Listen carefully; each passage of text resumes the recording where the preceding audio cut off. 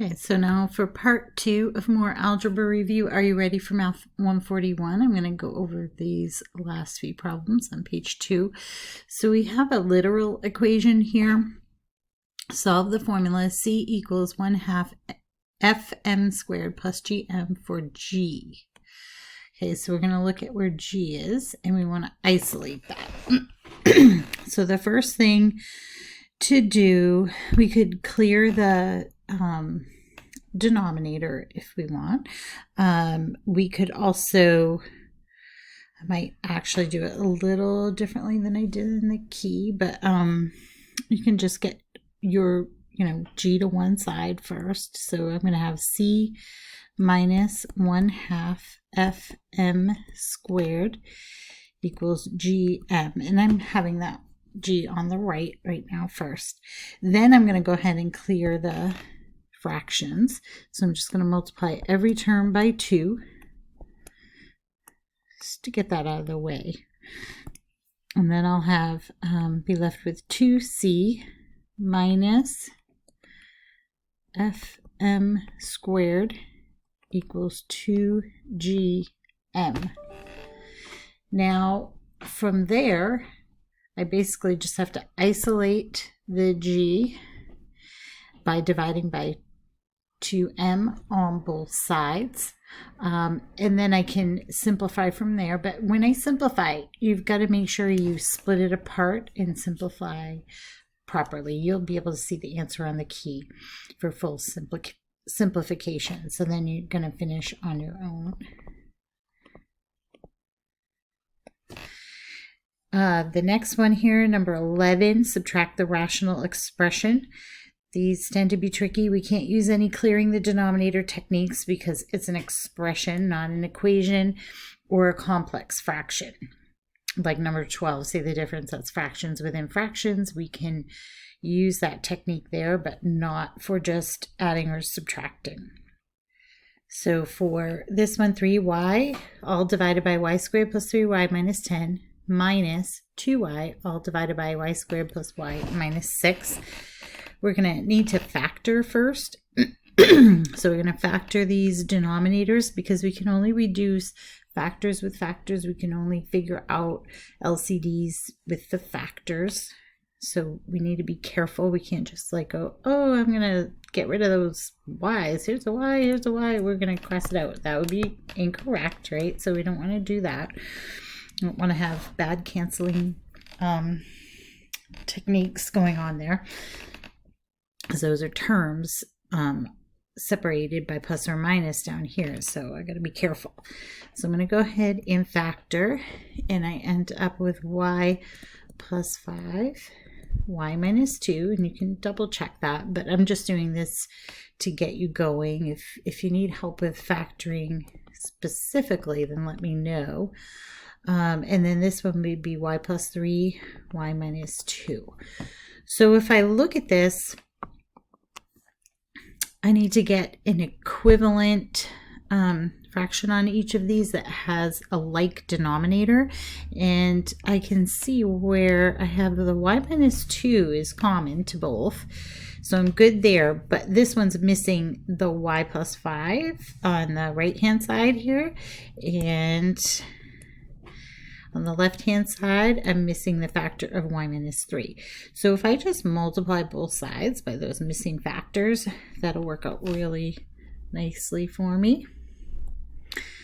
And what I'm going to do is multiply y plus 5 over y plus 5. So I do have to write both there. When I'm clearing the denominator in an equation, it's different. I only just multiply the through on the numerator. But for here, I'm creating an equivalent fraction. Just think back to when you did fractions with numbers and such. So I'm not trying to cancel anything here. I'm trying to create a common denominator.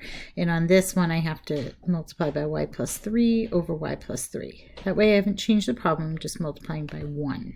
So just think about those basic concepts from fractions. They do carry over. And now I'm going to rewrite this as 3y times y plus 3 minus 2y times y plus 5. So do the operation in the numerator, and then my common denominator is the y plus 3, y plus 5, y minus 2. So just keep the denominator. And then the other thing you need to be sure to do is to distribute here, okay? And then just go ahead and simplify that numerator. You may need to refactor something, and you can possibly reduce further. Not sure that happens in this case. You can check the key, and there's also a written solution too, but that's just to get you started. And we're not solving anything here, remember, so we're not going to worry about domain and things like that. We don't have an equation. I mean, you could think about, yeah, of course you can't have a -3, -5, or 2. And if I asked you to find the domain, which we'll work on a little bit later, we'll review that skill in sections 1.1 to like 1.3. We go through that again. Okay, so that's it for number 11. Then we'll look at this complex fraction. Okay, so we're going to move over here. I'm going to make this a little bit bigger for you. So this one, simplify the complex fraction. We have fractions within fractions, so it's a little trickier to work with. I want you to think about these whole numbers being over 1, so we don't forget about them.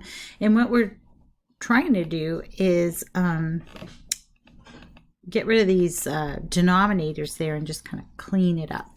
You could do more of a traditional method, would just be, you know, complete the operation in the numerator, then the denominator. You'd have to get common denominators anyway, and then divide them, which you can do that. That's one method to take, but multiplying by the LCD over LCD is a great technique.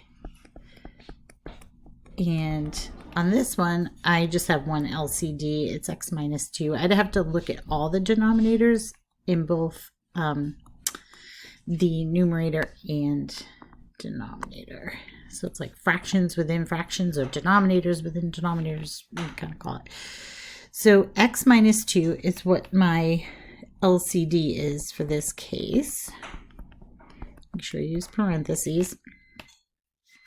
So I'm going to multiply both the numerator and the denominator by that x minus 2 over x minus 2. You can think of it as like kind of over 1 if that helps you line it up a little bit better. That's fine. We do also need to distribute. So like I've shown you with clearing denominators in equations, the same kind of thing applies. We're really distributing, we're multiplying that binomial here, the LCD x minus 2, by every term in the numerator and then every term in the denominator. So it comes out to be more like this: 3x minus 2 over 1 minus 2 times x minus 2 over x minus 2. And again, you don't need to write this all out. I'm just showing you so that it's real clear for you what I'm doing. And then I would have 1 times x minus 2 over 1 minus 1 times x minus 2 over x minus 2. So you clearly see what's happening. Now, one thing you can do is just kind of squeeze that, you know, multiply this by x minus 2, kind of squeeze it in next to it. If you're used to this and you're fluent with it, or once you get to that point, you can kind of streamline the process a bit.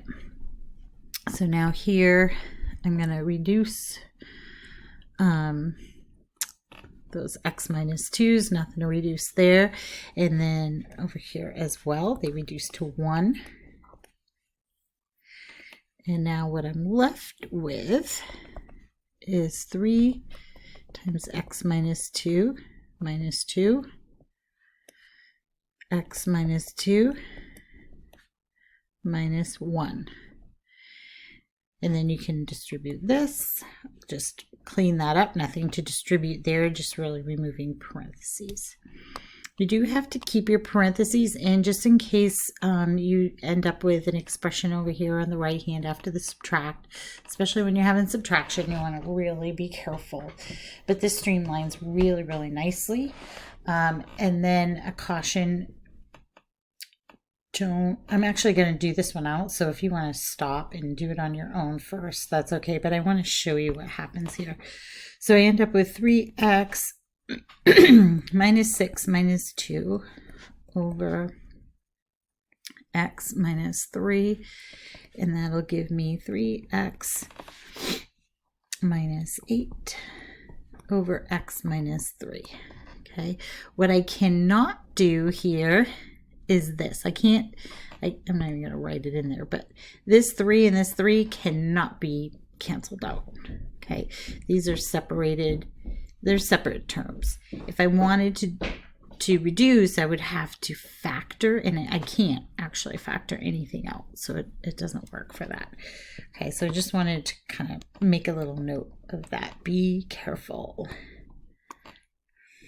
Okay, and you would finish that one up on your own.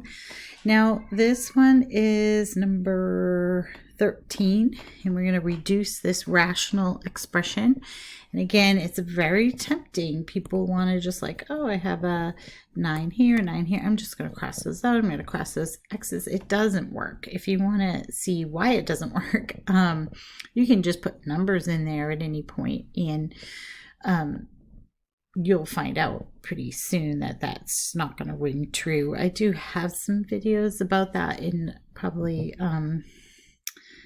some other classes that I've taught. So if you are confused about that and you want to see that done out or go over that with me, just let me know. But probably you're pretty good with that.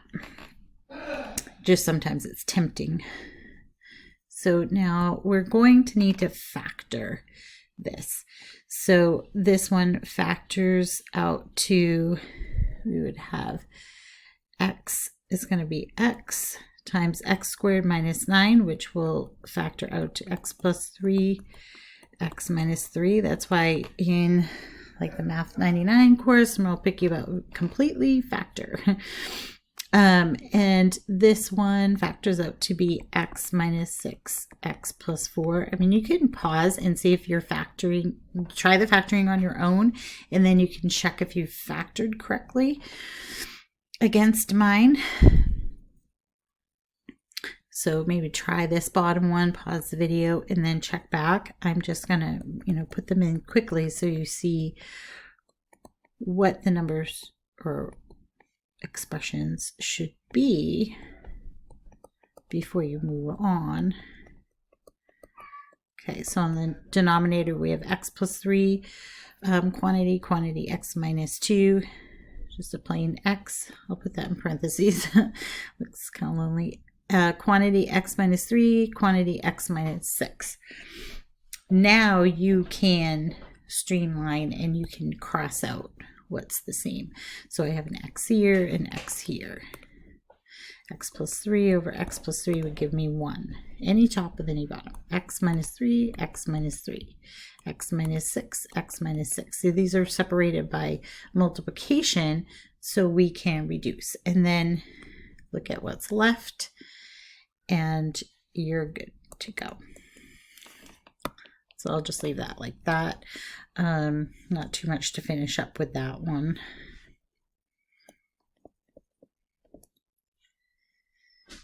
Answer unknown. Okay, now for the last part, solve compound inequalities. Show the solutions in 3 ways. A, reduce the inequality. B, number line graph and interval notation. This should be number 14.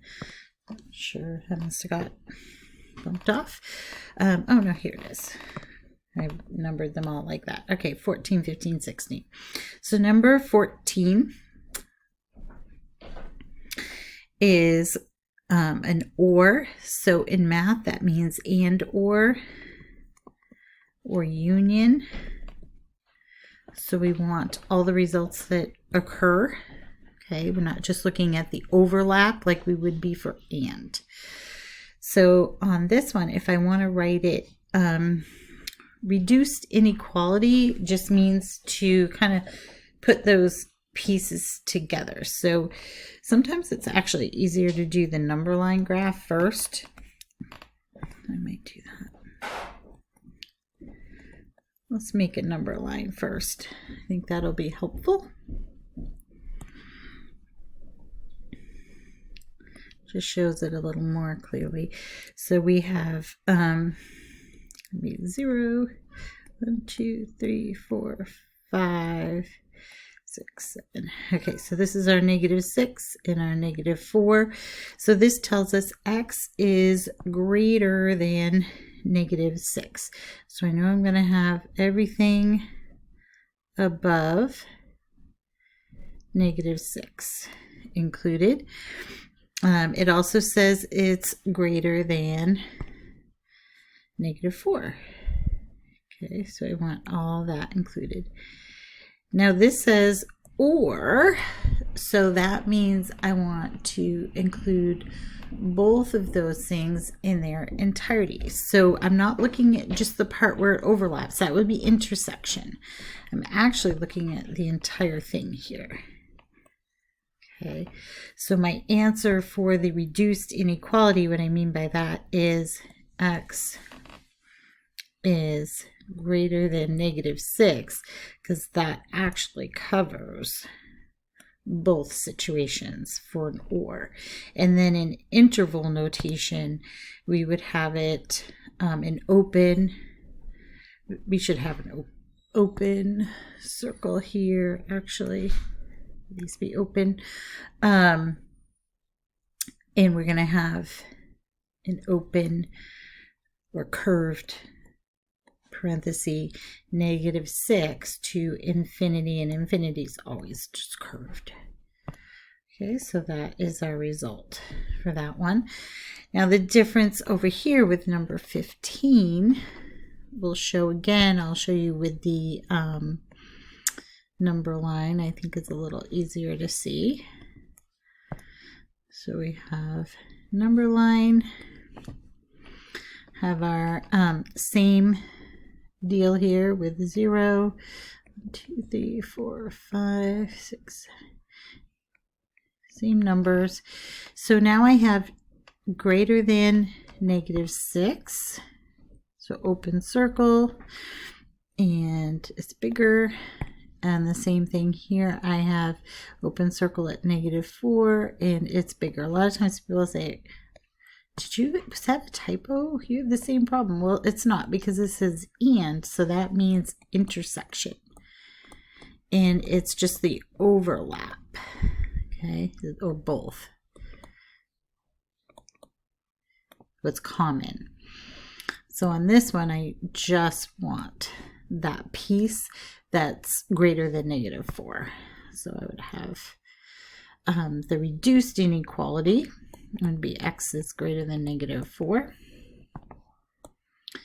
The graph you see there, the interval curve parenthesis -4 to infinity, curve parenthesis. Okay, and now that leaves us with number 16. We're probably gonna need to just make a little more room. Okay, so I can solve these each out separately, then I'll end up with a situation similar to more similar to 15, where I need an overlap because it's and, it's intersection, and the symbol for that actually is an upside down U. Union is right side up. So I'm going to solve these in separate pieces. So I would have 3x greater than -12, and then I'm dividing both sides by 3. X is greater than -4. Then on the other piece, I'm going to have 5x. You can do these in your head too. Less than or equal to 10. X less than or equal to 2. Okay, and it's intersects. So when I write it That is my first kind of expanded inequality version. Now I want to condense that together. So that'll be part A. And then again, B is the graph and C is our interval. So our graph, I'll show you here. So we have, again, we would just have like 0. This would be our 2, -4. Okay, so if I'm looking at this, I want everything bigger than -4. But on this, now I want everything smaller than or equal to 2. So I'm going to go that direction. And it's an intersection, not a union. If it was a union, it would actually be -infinity to +infinity. But this, I just want the overlap. So I'm going to look again here at just the overlap. Now I do have to be careful of my how I write this a little bit. So I have the -4, but then it's an open circle. So I can show here x is bigger than -4. So you're going to sandwich this x in between, and then I have x is less than or equal to 2. Okay, so it's almost like if you just rearrange this, -4 greater than x, you could also see it there that way. And then, I'm going to keep that purple.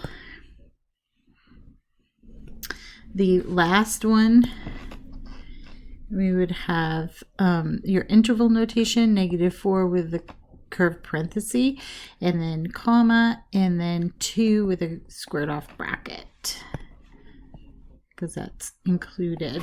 Okay, so I hope you found that helpful. The last one, I didn't actually give you many hints. It was more going over the concepts and a little more descriptive than what you'll see on the key.